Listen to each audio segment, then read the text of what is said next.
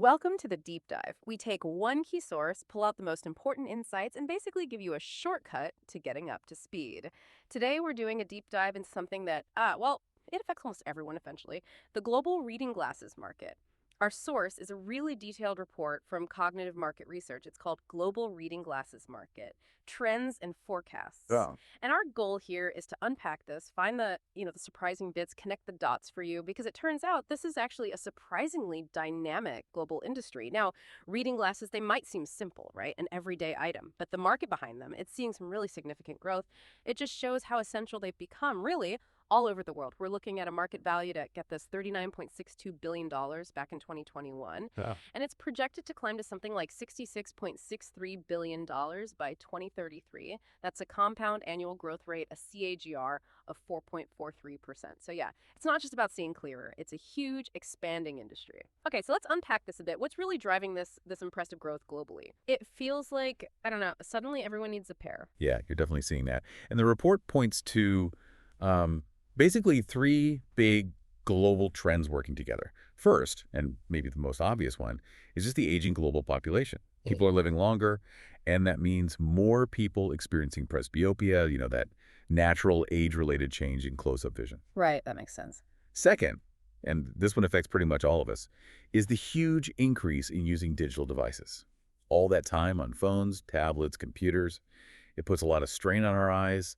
It could even speed up the need for reading glasses or maybe bring on symptoms earlier than expected. The screen time effect. Yeah. Exactly. Yeah. And third, there's just generally more awareness now about eye care. People are, more likely to notice vision changes and actually do something about it. So it's this mix of demographics, lifestyle changes, and better health awareness.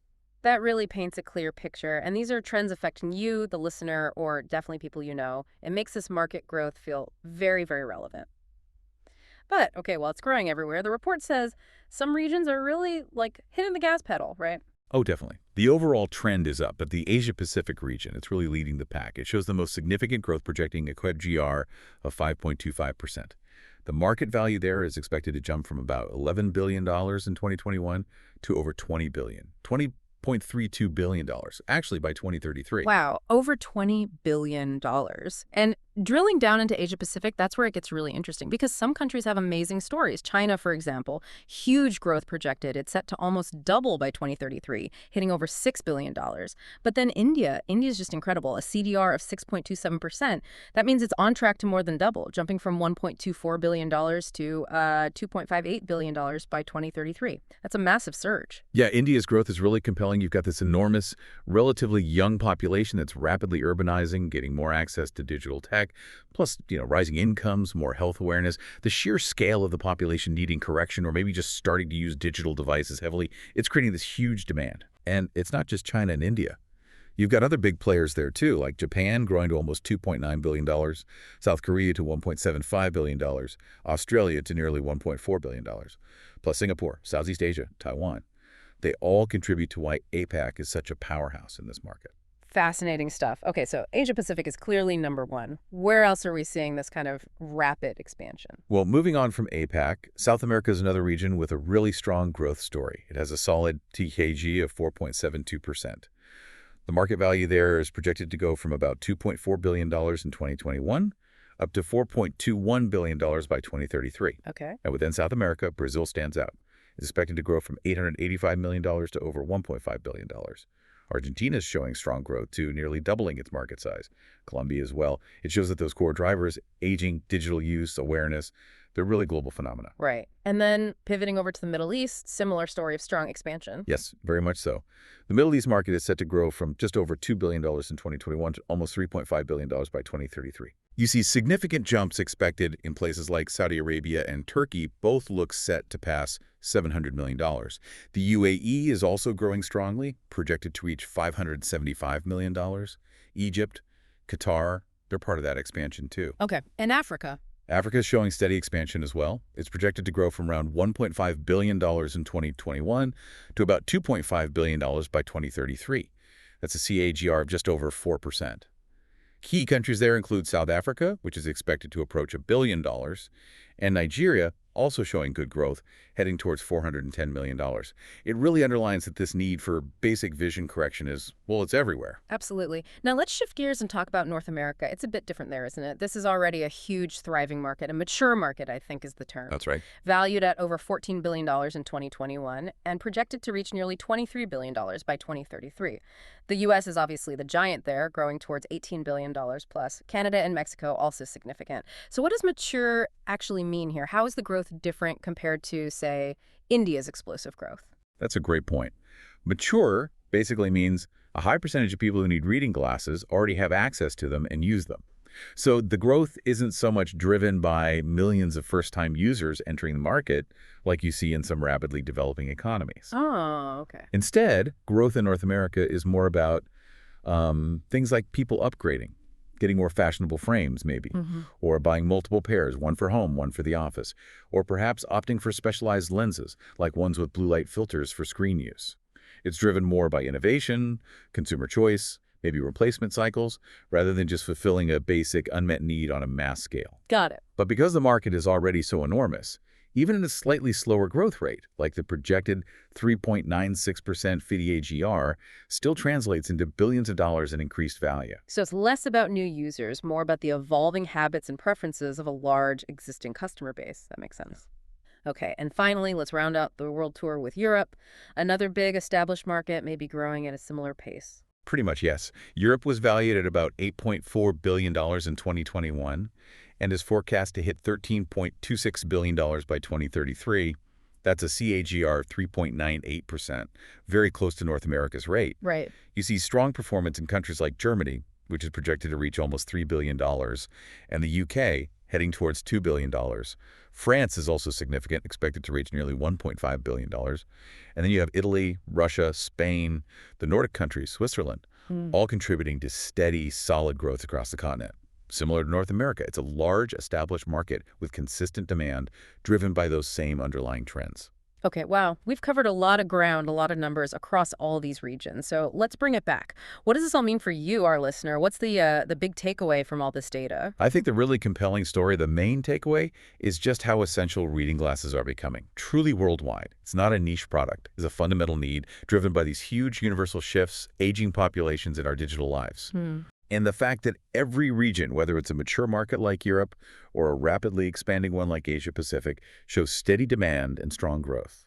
It just highlights how deep and widespread this need is. It's not just a trend. It feels more like a fundamental shift in, well, in daily life for billions of people. So just to wrap that thought up, this global reading glasses market, it isn't just growing quietly, it's really transforming right in front of us, driven by things screen time, living longer that affect you, me, pretty much everyone. And that projected $66.63 billion market size by 2033, it just underscores the sheer scale of this. It's like a quiet revolution in vision care. Absolutely. And, this raises a really interesting question for you, the listener, to think about. Beyond these big market numbers, what could this universal growing demand mean for the future? Like, what about innovation in eye care products? Will we see breakthroughs beyond just standard reading glasses? Or maybe think about public health. As more and more people globally rely on vision correction for work, for daily life, what does that mean for access, for initiatives? Will we find new ways to address presbyopia more broadly? Something to consider.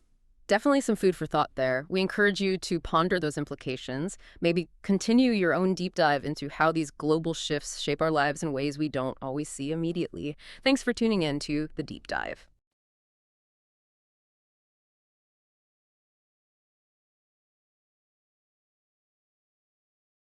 Welcome to another Deep Dive. Today we're looking closely at something maybe you don't think about much, the reading glasses market. It's surprisingly dynamic, actually. We've got insights here from cognitive market research, and our mission today is to sort of unpack what's driving growth, what's holding it back, and some, well, frankly surprising trends shaping its future. You might think it's a simple market, but it's really not. Okay, so let's get into this. What's really pushing the growth here? Well, the biggest wave seems to be the global rise in presbyopia, that age-related sight change. We're talking over 1 billion people affected worldwide, huge numbers. And think about aging populations in places like the U.S., Japan, Germany, China.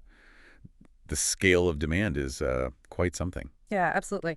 But what's really fascinating, I think, isn't just the sheer number of people. It's how incredibly easy it's become to get basic vision correction.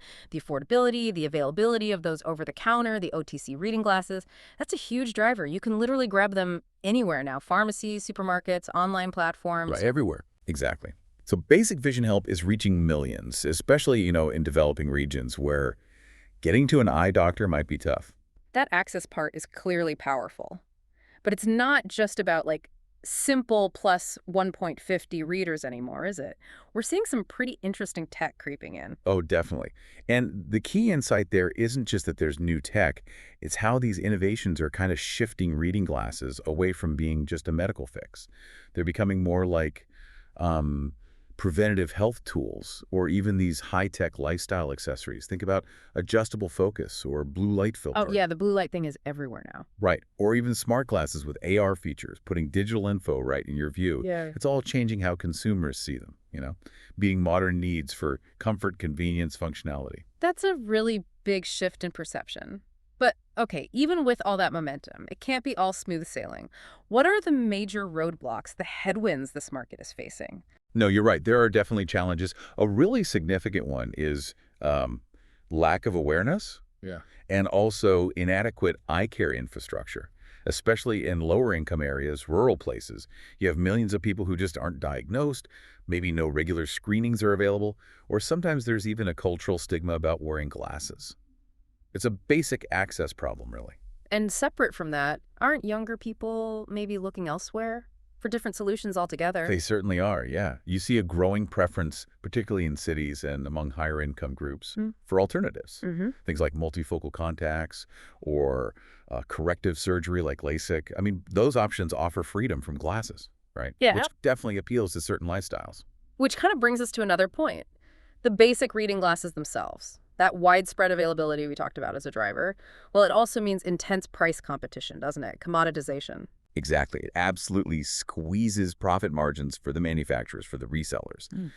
And ironically, that pressure can actually limit the money available to invest in developing those, premium innovative products we were just discussing. It's a classic double-edged sword situation. Hmm. Okay, so with all these forces pushing and pulling, what does this actually mean for the future? Where are things heading? Well, it really seems to be about adaptation, evolution. We're seeing reading glasses become much more like style accessories, genuinely fashion-driven. Brands are pushing out trendy frames, customizable options. They're appealing to fashion-conscious folks across all ages now. It's not just, can I see the menu anymore? It's, do these look good? It's funny, isn't it? I remember my grandma's readers were always so functional, Yeah. purely functional. And now, yeah, you see them positioned as actual fashion statements. And speaking of modern life, all the screen time we log, that's driving another big trend, right? Yeah. Oh, absolutely. Digital eye strain is a massive concern for so many people. So that's boosting demand for reading glasses that specifically have blue light blocking features built in. It's sort of a perfect storm of function meeting a very modern need. Correction plus protection. And the last big piece, I think, is how we buy them. E-commerce. And those direct-to-consumer brands, the Warby Parkers, the Zenni Opticals of the world, they're completely changing the buying experience, aren't they? With virtual try-on tech, lots of customization, they're making it convenient, stylish, affordable, all direct to you. It boosts satisfaction, definitely. So wrapping up this deep dive then, we've seen a market really push forward by aging populations, some cool innovation and incredible accessibility. But it's also facing these very real hurdles. Awareness gaps, competition from alternatives like contacts and surgery, and that intense pricing pressure on the basic models. But despite all those challenges, the future for reading glasses actually looks, well, pretty clear. It's adapting. It's evolving with fashion, with digital protection needs, and with the convenience that e-commerce brings. So here's a thought for you to take away. What does all this tell us about how we might view vision correction? Or maybe even personal accessories in general, as they keep merging with technology and style, something to consider as you navigate your own visual world.